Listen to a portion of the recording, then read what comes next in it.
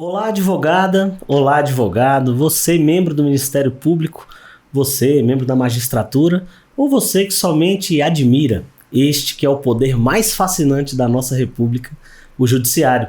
Este é o 5º episódio da primeira temporada do podcast Ampla Defesa, onde a gente tem conversas jurídicas de qualidade, tenta descomplicar um pouco o direito e conversar sobre essa arte tão bonita.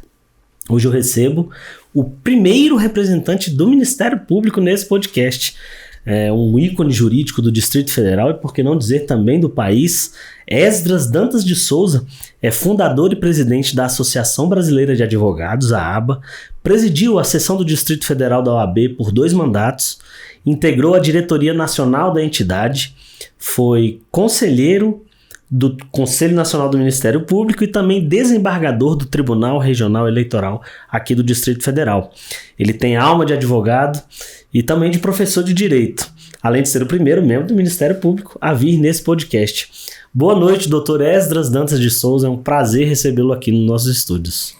Muito boa noite, Daniel. Dizer inicialmente que é uma honra, um prazer muito grande estar participando aqui nesse seu programa Ampla Defesa que está fazendo aí. Está sendo notado não só no Brasil, mas no mundo inteiro, com a internet, né? Você hoje está... Então, é uma alegria muito grande. Eu quero fazer nesse meu primeiro momento, fazer um agradecimento pelo honroso convite que você me fez para falar um pouco aqui sobre direito, sobre advocacia e da situação jurídica do nosso país. É isso, nós que agradecemos, eu agradeço em nome do Ampla Defesa, né? Nós temos, aproveitar para dizer que nós temos o podcast que está no YouTube, o conteúdo também vai em áudio para o Spotify e também estamos no Instagram, onde a gente solta pílulas do conteúdo que é transmitido aqui. Vamos começar então falando daquele que eu acho que é hoje o grande projeto da vida do senhor, assim, que eu vejo que faz seus olhos brilharem, né? Associação Brasileira de Advogados.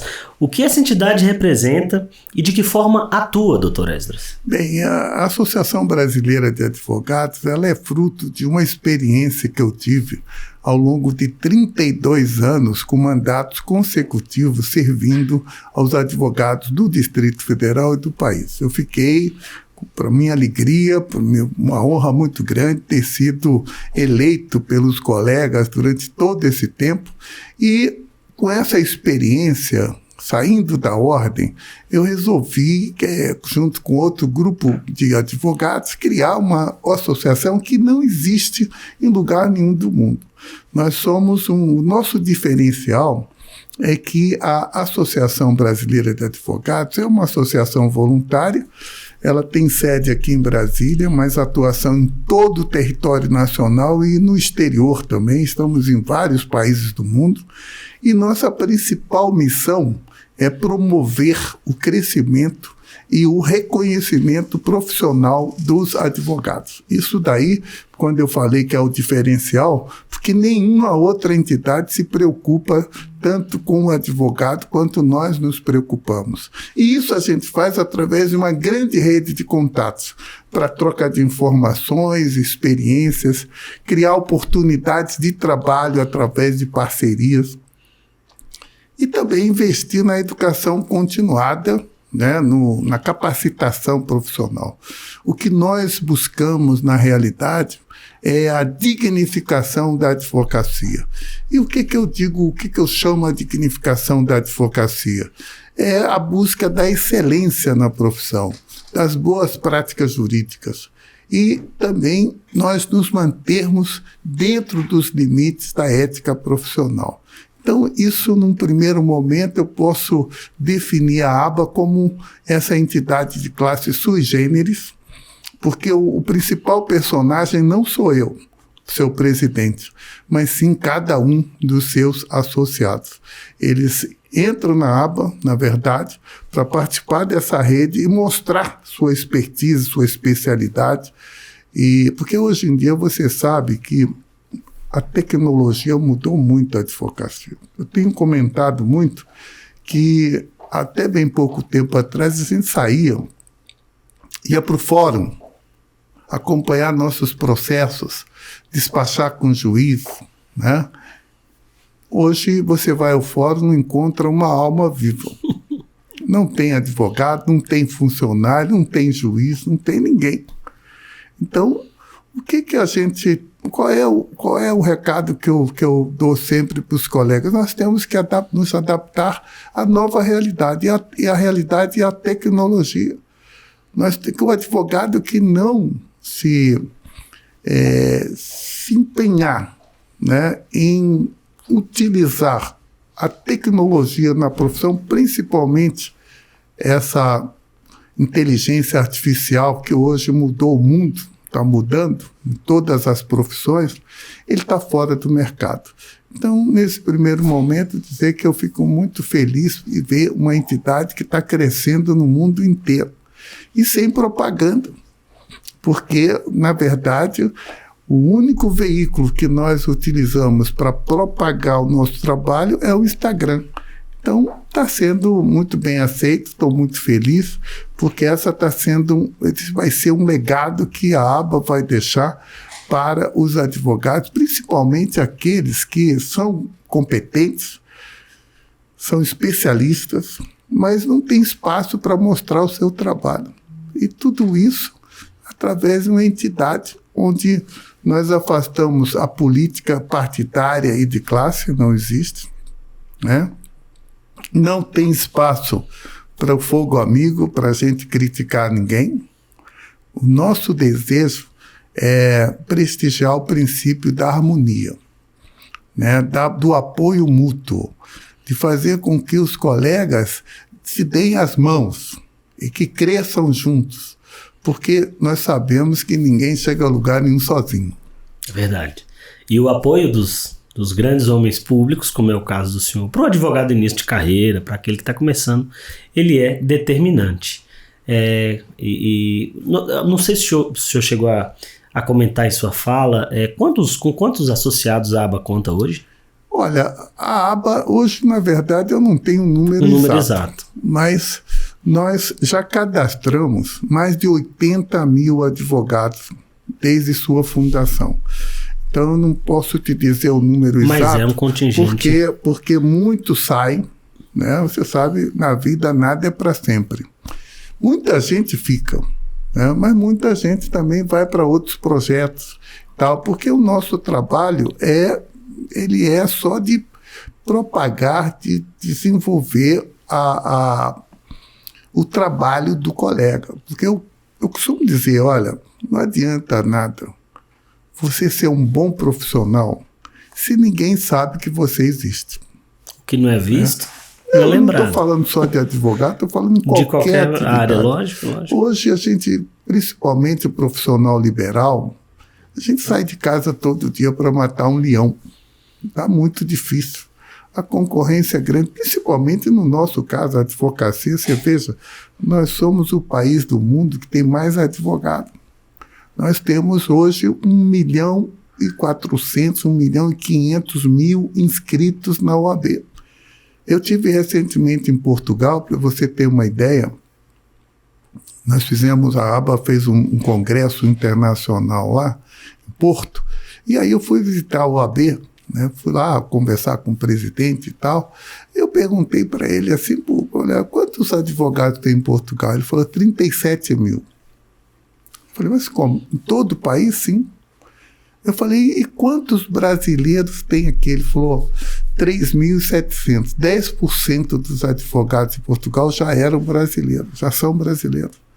E acho que eu não tenho dúvida que, por conta disso, eles romperam um convênio que, eu vi recentemente, que tinha com a OAB de reciprocidade. De reciprocidade, porque eu acho que em 2, 3 anos o Brasil ia engolir os advogados portugueses. Eu acho que esse foi o principal motivo. Porque 10% dos advogados portugueses já são brasileiros inscritos em Portugal, né? E eu tenho, hoje a ABA eu tenho uns 25 diretores, cada diretor tem um grupo de liderados lá em Portugal. Nós estamos em Lisboa, Coimbra, Braga, Castelo Branco, nós estamos nas principais cidades, principais cidades de Portugal.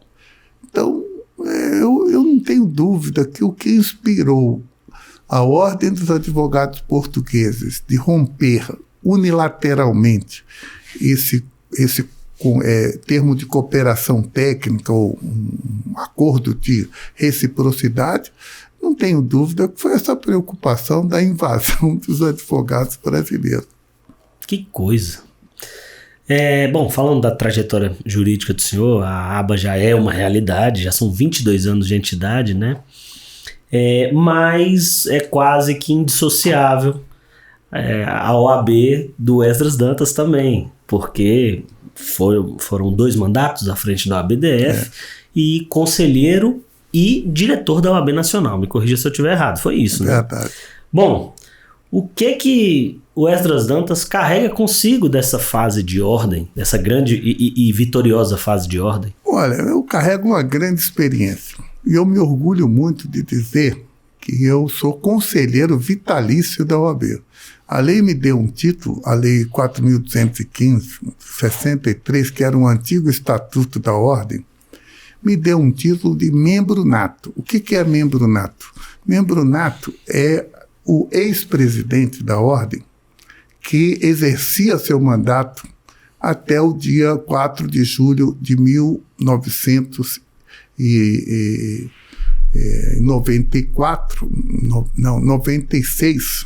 A Lei 8.906/94.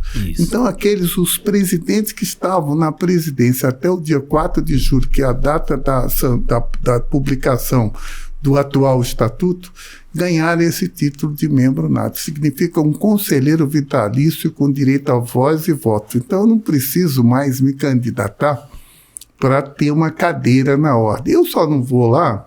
Eu vou dizer por quê.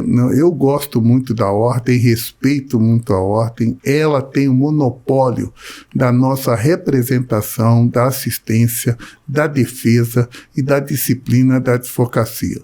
Então, é uma entidade que nós todos temos que nos unir. Eu costumo dizer que o advogado não precisa tanta ordem, mas a ordem precisa muito de nós. Então, eu acho que a ordem tem um papel relevantíssimo. É por isso que a aba, inclusive, não concorre com a ordem. Não faz nada que a ordem faz e nem a ordem consegue fazer o que eu faço.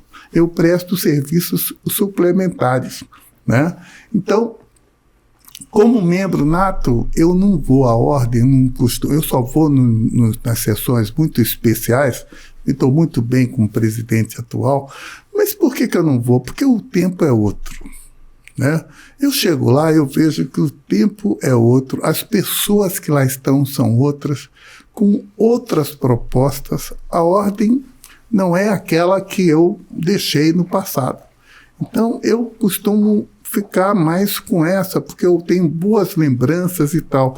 E se eu for na ordem, ninguém me conhece mais, ninguém... Pode ser que conheça. Esses advogados estão precisando estudar mais. Não, a história da advocacia. Mas isso é normal. Lógico. Quando você... Os tempos vão se reciclando, né, doutor Esdras? A ordem ela é oxigenada. Novas lideranças vão surgindo, isso é natural. Novas lideranças. Ninguém consegue ficar muito tempo, principalmente no meu caso. Eu fico mais em evidência por conta da aba, né? Eu estou todo dia no Instagram, nas redes sociais. Que é a menina dos seus olhos, né? E sou amigo, sou professor. Lógico. Eu sou professor de Direito já há 43 anos. Olha que eu vou fazer agora, no dia 15 de outubro, 45 anos de efetiva militância na advocacia. Eu nunca deixei de advogar nesse período. Então, me orgulho muito porque eu aprendi muito agora. A advocacia mudou. Então, nós temos que buscar novas metas. Sim. Nós temos que investir na tecnologia. Nós temos que investir em duas coisas fundamentais na vida de todo profissional e principalmente do advogado. A primeira delas é investir em tecnologia. Um advogado que não fizer isso, você vê, os tribunais hoje contam com robôs, né? Já despachando sozinho. Eu assisti uma entrevista de um ministro dizendo que lá no tribunal, no Supremo, tem um robô que já faz todo aquele trabalho de admissibilidade do recurso. E o advogado não tem como enfrentar mais isso se ele também não usar a inteligência artificial. Então, é dever nosso de, inclusive, estou pensando até em fazer uma pós-graduação em inteligência artificial. Então, isso é um ponto fundamental. O segundo ponto, que eu reputo de grande importância, talvez a mais importante, é a questão da saúde mental. Sabe, eu acho que as pessoas, elas precisam aprender sabedoria. Aprender sabedoria. Aprender a ser feliz. A saúde mental, ela está acabando com todos nós, né? Então, isso é um ponto que eu considero de fundamental importância, até para que o profissional atinja o sucesso, tanto que ele deseja, né? Ele precisa, por exemplo, investir num otimismo, né? Ele precisa conhecer que os homens de sucesso, os profissionais de sucesso, todos são otimistas, todos desenvolvem uma empatia entre eles, se coloca no lugar dos outros para poder ver que também investem muito na autodisciplina, né? Na autorresponsabilidade. Aprende uma coisa que é a primária, o autoconhecimento. Nós precisamos, na advocacia, em toda a profissão, saber que, se você não cuidar do autoconhecimento, significa o quê? Você olhar para dentro de você e ver os seus defeitos, sim, porque todos nós temos defeitos, né? Então, nós precisamos analisar os nossos defeitos, conhecer os nossos defeitos, e aí a gente ganha o mundo. Então, essa questão do autoconhecimento é uma coisa fundamental. Então, eu digo isso. Na aba a gente segue os princípios da sabedoria. E quais são esses princípios? Primeiro, é plantar em nossos corações a semente do amor. Está havendo muito desamor aí na vida. É transformar nossos rivais em companheiros, nossos companheiros em amigos e nossos amigos em entes queridos. Nós não podemos ser um cordeiro perante os fortes e nem um leão perante os fracos. Nós temos que sentir o sabor de saber perdoar e afastar de nós o desejo de vingança. Nós temos que abrir nossos olhos para vermos nossos próprios defeitos e cerrar nossos lábios para que a gente não comente defeito de ninguém. E temos que procurar afastar de nós a arrogância e a presunção. E pedir a Deus que sejamos seres realmente justos. O que eu vejo hoje em dia é um clima de muita disputa, de muito ego, né? Principalmente aqueles que vão disputar cargos políticos, eletivos, né? Hoje se transformou numa grande guerra, né? A tal da polarização, né? Exato, o nível baixou muito. Né? Então, veja que a situação é muito difícil hoje. Se você não cuidar da sua saúde mental, você vai ter uma dificuldade muito maior para você atingir as suas metas, atingir os seus objetivos pessoais e profissionais. Perfeito. Qual a importância, na visão de um advogado de vanguarda, com uma carreira já plenamente estabelecida e reconhecida, do atendimento à advocacia pelos magistrados e pela própria OAB? Pergunto por quê. Seja um profissional em início de carreira ou um advogado do Banco Central, por exemplo, uma grande entidade, é uma crítica frequente. Os magistrados não estão nos atendendo, do advogado militante, os magistrados não estão nos atendendo, ou a própria ordem não me atende. Qual a importância desse diálogo, das entidades, né, receberem a advocacia e ouvirem dos profissionais as agruras, enfim?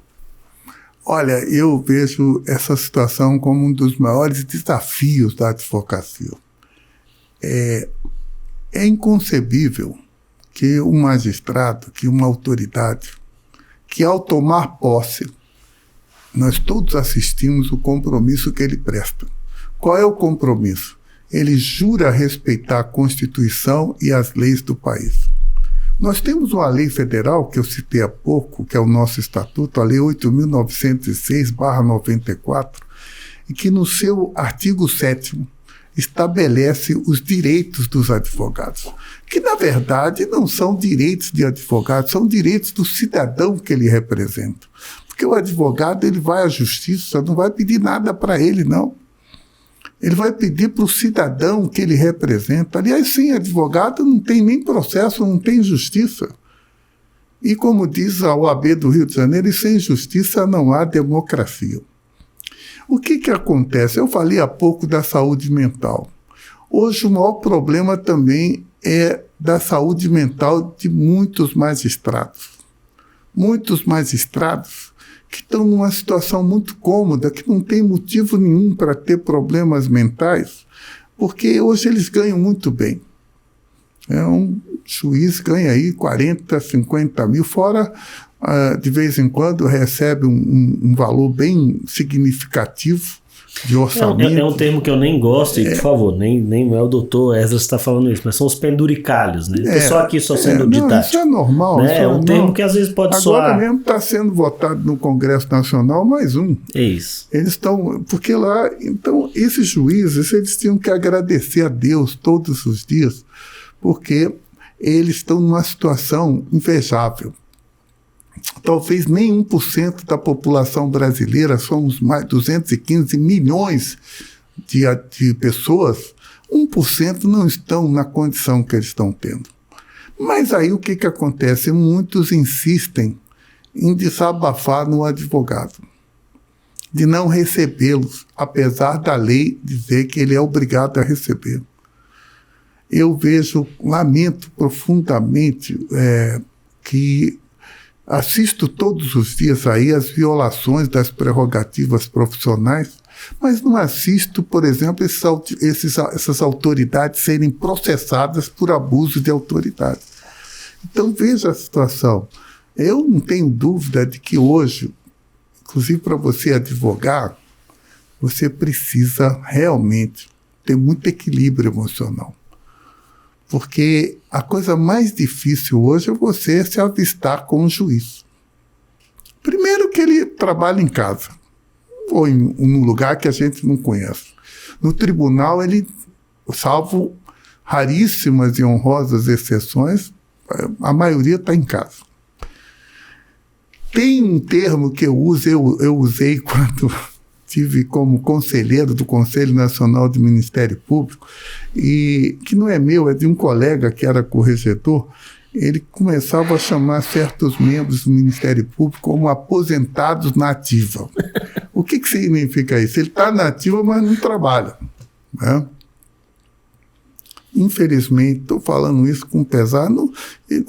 Podem falar, você está falando besteira, tal, é coragem. Não é coragem, é o CNJ que fala todos os dias afastando o juiz por corrupção, afastando o juiz por inércia, afastando o juiz por estar protegendo os escritórios de advocacia. Eu vou tirar o chapéu para esse corregedor nacional, o Luiz Felipe Salomão, que realmente está cumprindo a sua missão na parte no que diz respeito a fiscalizar a atividade funcional dos magistrados. Então, eu quero dizer, viu, Daniel, que eu já estou me despedindo da advocacia, já estou baixando o trem de pouso, né? Não sou aquele advogado como eu era no passado, que saía de casa todo dia para matar um leão, para sobreviver. Hoje eu continuo advogando, mas com o apoio de uma equipe, né? De colegas do escritório ou através de parcerias. Na verdade, eu pego a causa, às vezes, e oriento, discuto com um colega, mas ele faz aquele... Porque eu não tenho mais...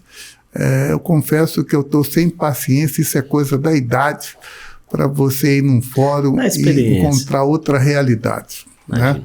Eu lamento profundamente, eu acho que o advogado brasileiro hoje precisa muito de ajuda, precisa muito de apoio, principalmente para fazer valer as suas prerrogativas profissionais, que eu repito, essas prerrogativas, a lei não destina a eles, não, destina para que eles enfrentem o autoritarismo, enfrentem o abuso de autoridade, porque por exemplo, o advogado não tem 2 meses de férias, não tem recesso, né?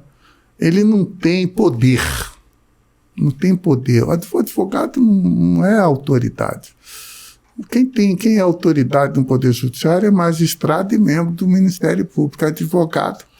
E alguns magistrados veem com desprezo a atividade da advocacia. Eu fico triste, sabe? Mas, infelizmente, é o sistema, você vai ter que se adaptar e cuidar do seu projeto, sua conduta profissional. E da saúde mental. E da saúde mental, porque senão eu não aguento. Que casa perfeitamente com o que o senhor vinha falando, né? Diante de tantas pressões, tantas intempéries. Verdade. Realmente. Nesses 45 anos, até aqui dedicados com louvor à advocacia, o senhor militou, me corrija aí se eu estiver errado, direito civil, família e sucessões, direito empresarial. Qual dessas áreas, se é que existe alguma, brilhou mais os olhos do Dr. Esdras Dantas? Eu sou do tempo que o advogado era clínico geral. Tinha que jogar nas 11. Hoje não pode ser. É verdade. Hoje não pode. Eu já fiz de tudo, de todas as áreas. Mas o que me encantou, mas o que mais prendeu a minha atenção, o que eu mais dediquei foi o direito civil e o direito empresarial. No civil, no campo do direito das famílias e sucessões. Isso realmente eu tenho muitas causas ainda nessa área, principalmente na área sucessória. Estou fazendo agora uma novidade que está muita gente buscando advogado para fazer o seu planejamento sucessório. Né, o que ninguém mais quer, as pessoas de bom senso têm buscado o advogado para evitar, quando morrer, não deixar a sua herança que os herdeiros briguem por ela. Então, esse planejamento sucessório, a criação de holdings e tudo mais, está muito sendo difundido em nosso país. Então, eu estou me dedicando a isso. Também eu pego hoje todas as causas, porque eu passo particularmente, a minha atuação mais é empresarial e civil, mas eu pego tudo porque eu tenho parcerias. Né? Eu tenho hoje, com o advento do processo judicial eletrônico, eu tenho parceiro hoje em todo mundo. Porque hoje a gente se fala pelo Zoom. Hoje o meu escritório, hoje eu tive umas 4 reuniões online, virtuais. Então hoje você ganhou o mundo.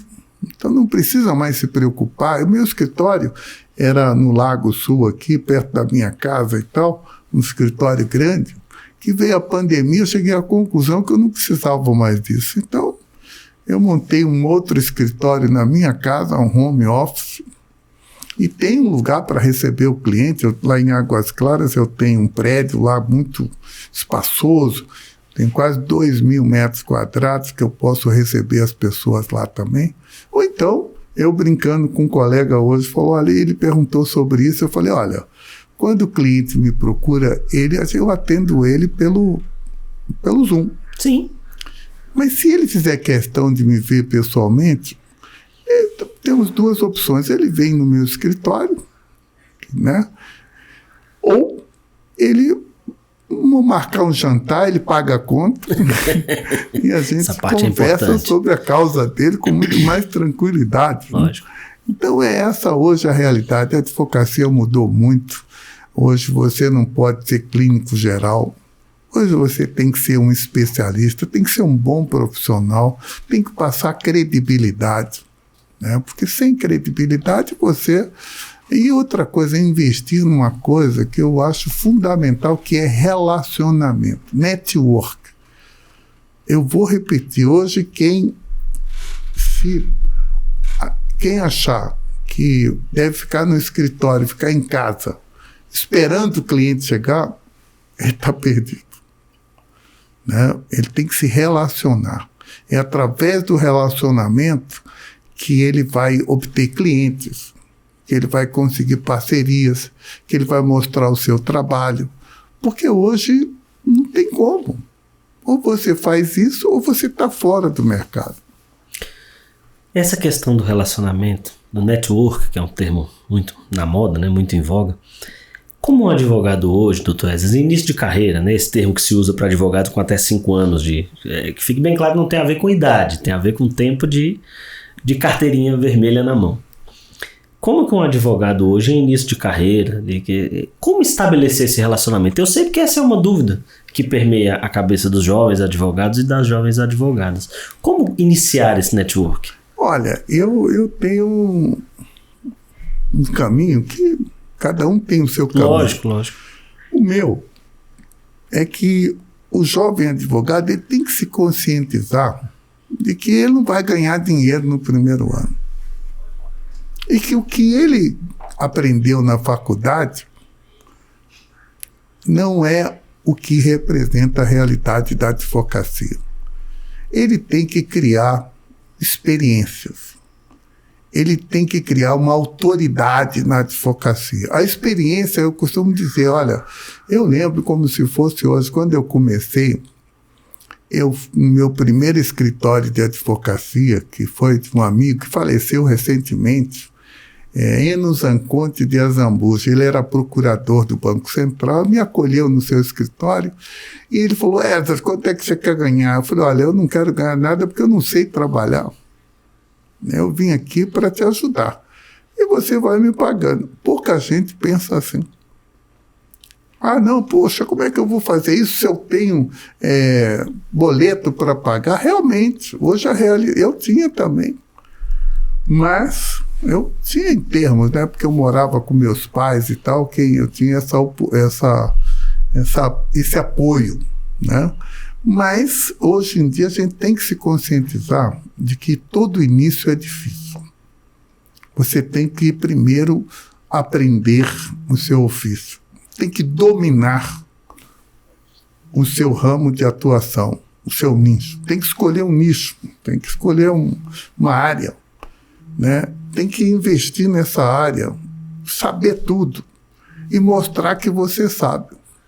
Né? Você precisa realmente fazer um trabalho de criar, quando eu falo criar a autoridade na advocacia, é a pessoa olhar para você e falar, o Daniel é um advogado especialista naquela área, ele sabe, ele é uma pessoa, é ele que eu vou procurar.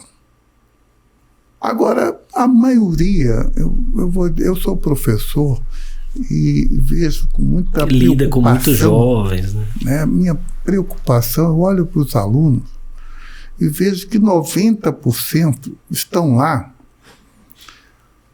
para ter o diploma. Eles estão lá porque não estão pagando a faculdade, porque quem está pagando é o FIES, o governo.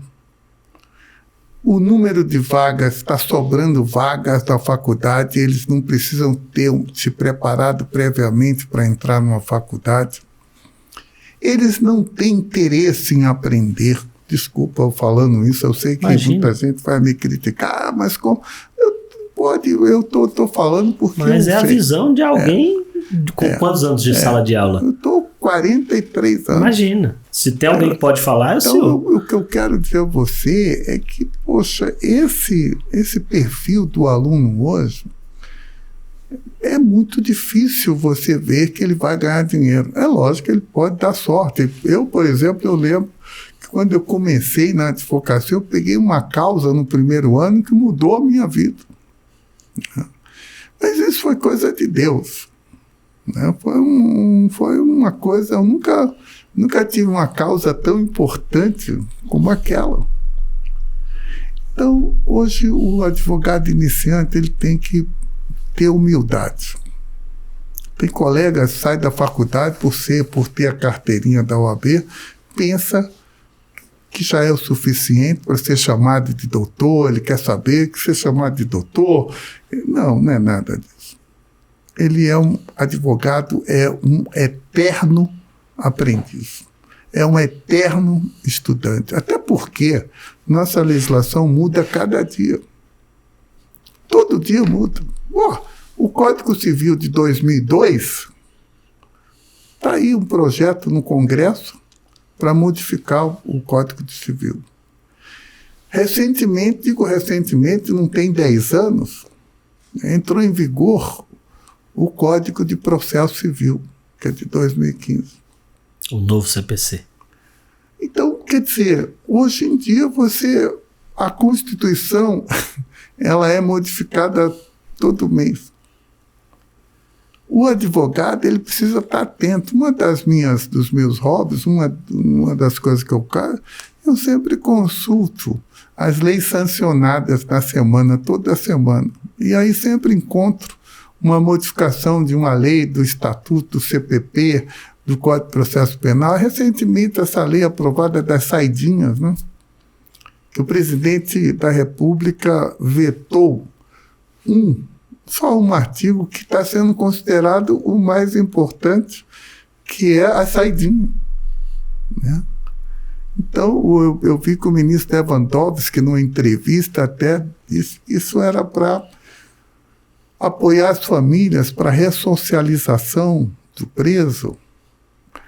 É lógico, isso é um assunto muito delicado, né? Porque eu lamento profundamente, estava saindo de casa agora vendo a televisão, uma prisão de um ladrão que tem uma extensa folha de polícia, vários mandados, que ele está solto.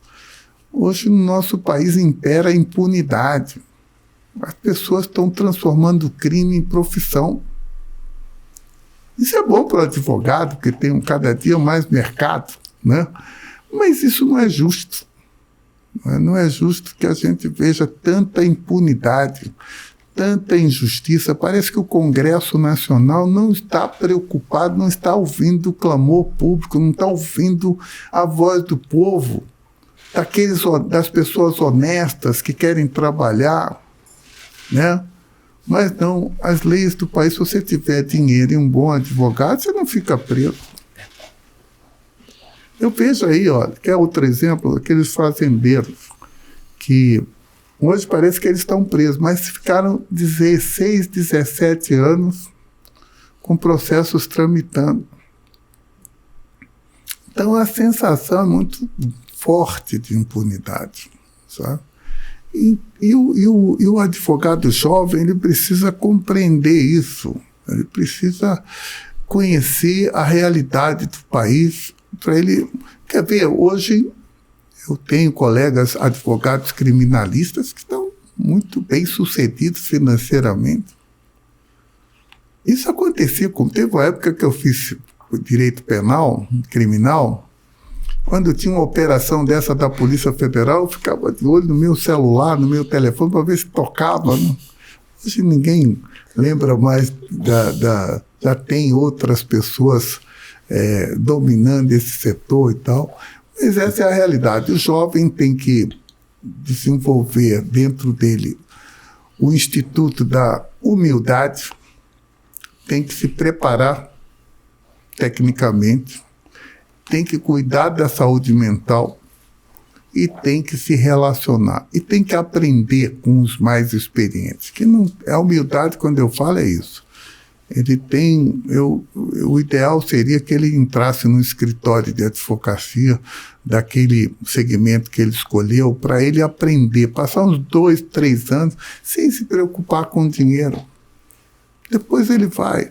Eu conheço colegas aí que fizeram isso, hoje estão muito bem de vida. Porque eles pegaram a experiência daquele escritório que o acolheu e saiu, montou o dele.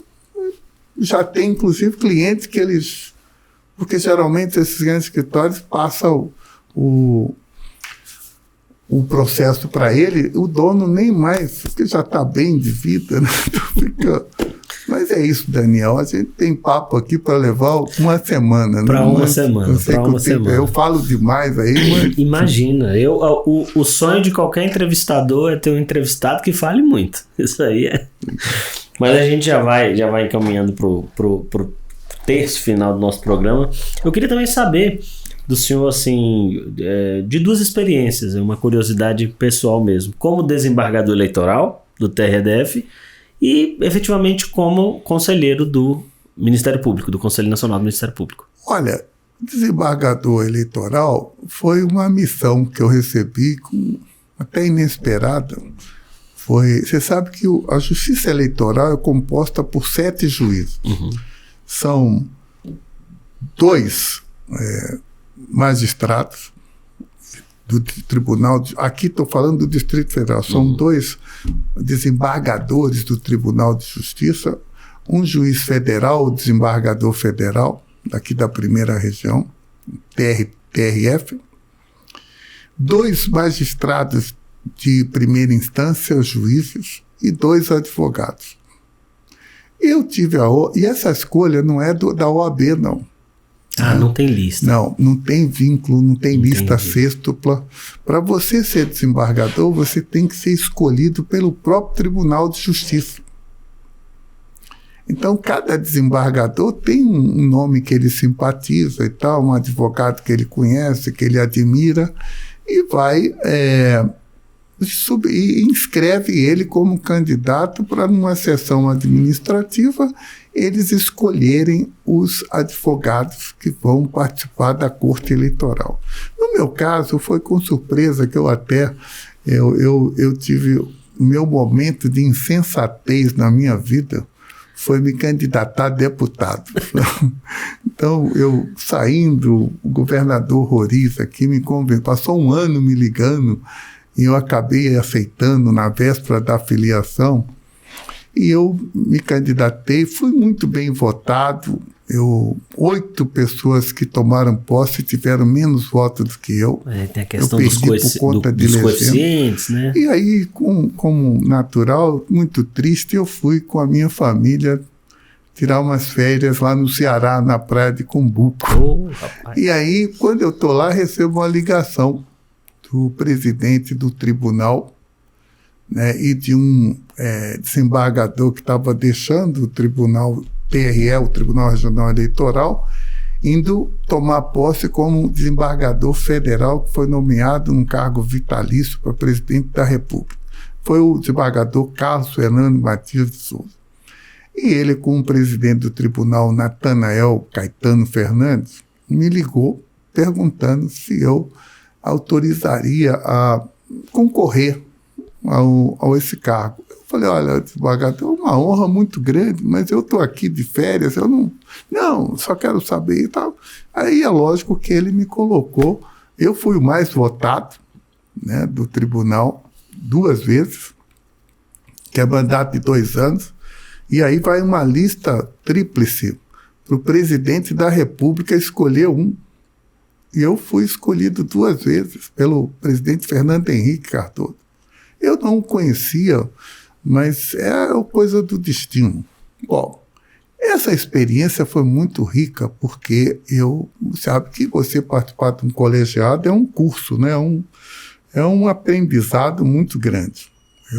Eu confesso que aprendi muito, né? Foi uma experiência fantástica, inesperada, mas que eu aproveitei essa oportunidade e cumpri 2 mandatos, que é o máximo permitido na Constituição, como representante dos juristas, dos advogados, né? E, posteriormente, também numa segunda oportunidade, aí já indicado pela OAB Nacional, o presidente Marcos Vinícius, quando assumiu em 2013, ele era muito meu amigo, ainda é, lógico, um cara que eu admiro muito, um excelente profissional. Nós éramos companheiros de ordem, e ele então me escolheu, falou, olha, Esdras, eu tenho 4 nomes para indicar para conselhos, 2 para o CNJ e 2 para o CNMP. você podia compor um desses conselhos. Aí eu, pesquisando, vi que se eu fosse para o CNJ, eu tinha que parar de advogar. E se eu fosse para o CNMP, eu podia continuar advogando. Aí eu falei, não, o CNMP, e foi outra grande experiência. Foi pela classe dos juristas, né? Foi uma disputa ferrenha, porque eu lembro que tinha 60 candidatos que foram sabatinados pelo plenário do Conselho Federal da Ordem. Foram sabatinados assim, na presença de 400 pessoas. E eu fui o escolhido com mais um. Nós dois só foram escolhidos. Né? E fui submetido à Comissão de Constituição e Justiça do Senado Federal. Dos 27 senadores presentes, eu tive 26 votos, porque teve um que, por questões eleitorais, quando eu era desembargador aqui, ele não gostava muito da minha atuação, porque ele achava que eu tinha que atender todos os pedidos dele. Engraçado que eu saí do tribunal, os dois segmentos não gostaram de mim, porque eu não agradei nenhum dos dois. Então quer dizer que fez um bom trabalho. Né? Mas graças a isso aí eu me orgulho muito. E no CNMP foi uma batalha, porque é um cargo relevante, é um cargo muito, de ministro. Muito. Você é escolhido pela classe, pelo Conselho Federal, depois submetido à Comissão de Constituição, Justiça e Cidadania do Senado Federal. Se você for aprovado, você é sabatinado lá. Se você for aprovado, você é levado, seu nome é levado ao plenário do Senado, e que dos 81 senadores, você tem que ter um mínimo, o mínimo é 42, quórum mínimo. Né? Na minha sabatina, e normalmente em quase todas, não vão os 81 conselheiros, fica em torno de 60, 62. Na minha teve 63. E eu tive, desses 63, eu tive 61 votos. Né? E aí depois foi submetido ao crivo da Presidência da República, que nomeou 2 vezes também. Então, isso são experiências que o Daniel, você sabe que eu me orgulho muito da minha história. E deve mesmo. Porque eu comecei do zero. Meu pai, pioneiro aqui em Brasília, candango, né? O senhor chegou aqui com 7 anos, não foi isso? Eu cheguei aqui muito jovem, 7 anos de idade, 60. E cheguei aqui, meu pai foi morar no Núcleo Bandeirante, mas no ano seguinte ele comprou uma casa aqui na Avenida W3, onde eu passei a minha infância, e onde construí a minha vida e tal, começando a advocacia do zero, né? Me orgulho muito de ser hoje um advogado conhecido na minha geração, né? Pelo menos eu estou deixando uma marca. E agora no mundo inteiro com a aba, né? Porque hoje eu falo com o mundo todo e tal. Colegas, né? Estou falando. E eu me orgulho muito dessa história, porque, poxa, eu trabalhei na advocacia, no Ministério Público e na magistratura. Né? No tripé da justiça. E tem uma coisa que é muito mais importante do que isso, é a saúde, né? Poder trabalhar. Então, isso é que importa. Isso é que me deixa muito feliz e otimista ainda para enfrentar mais uma etapa da vida, né? Com uma certa produtividade e podendo fazer uma coisa que eu mais quero na vida, que é ajudar quem eu puder ajudar, na medida do possível. E se eu não puder ajudar, eu vou torcer por ele, vou rezar para que ele se dê bem e tal. Né? Hoje eu não tenho ninguém que eu tenha qualquer desavença. Eu aprendi que quando você não consegue conviver com a pessoa, é tão simples, você tem que se afastar e orar por ela, né? Você tem que cuidar da sua paz interior. Hoje eu tô bem nessa parte aí, eu não tenho que reclamar da vida, porque me sinto realizado em todos os sentidos. Olha, eu confesso que ficaria aqui por horas vendo o senhor falar. Tem um ar professoral que é tão didático que a gente quer ficar ouvindo o senhor. Eu tenho certeza que assim, foi um bate-papo riquíssimo. Eu aqui, diante do meu caráter completamente leigo, até porque não sou da área jurídica, sou jornalista, mas é uma área pela qual eu me apaixonei, enfim. Então eu quero agradecer ao senhor, de coração mesmo, quando o senhor chegou aqui no estúdio e disse, olha, quando um grande homem, assim, público, dedica um pedacinho do seu tempo para conversar com alguém, para bater um bom papo, é um sinal de respeito. Então, assim, muito obrigado, doutor Esdras Dantas. Esse programa fala em nome do Projeto Ampla Defesa, né? Muito feliz em recebê-lo aqui. Se eu tem algum recado, alguma coisa que queira dizer às novas gerações, acho que tudo foi dito, mas sempre advogado, é sempre bom dar a palavra para advogado, né? Nesse momento, o que eu quero é renovar aqui meus agradecimentos a você, a sua equipe do programa Ampla Defesa, que eu tenho certeza que já é sucesso. Obrigado. Até porque está sendo conduzido por um jornalista experiente, um jornalista que já tem o seu nome escrito na história da advocacia brasileira. Você que prestou tanto serviço à Advocacia Nacional, Conselho Federal da Ordem. Isso. Então, eu fico muito grato em ter sido recebido com tanta lianeza, com tanta fidalguia, com tanto apreço. Muito obrigado. Quero desejar aí aos nossos ouvintes, né, que continuem acompanhando o Ampla Defesa, porque aqui eu estou vendo que é uma verdadeira escola, não só de vida, mas de direito também. Eu sei que você cobre todos os segmentos, né? Mas eu tenho certeza que você o programa já é um programa exitoso e vou torcer muito para que você consiga todos os seus objetivos traçados nesse projeto.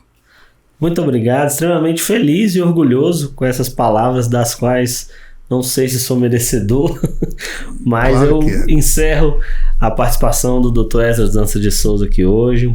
Eu sempre digo isso, quando eu termino aqui cada programa desse, que cada pessoa vem, eu termino um pouco menos burro, não é mais inteligente, termino um pouco mais evoluído.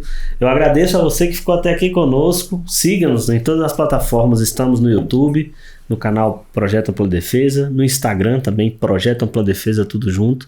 E também temos uma estação no Spotify, onde os programas saem na íntegra em áudio. Muito obrigado mais uma vez, doutor Esdras. Eu que agradeço. E a tribuna sempre está aberta para o senhor e que bom receber um advogado desse calibre aqui.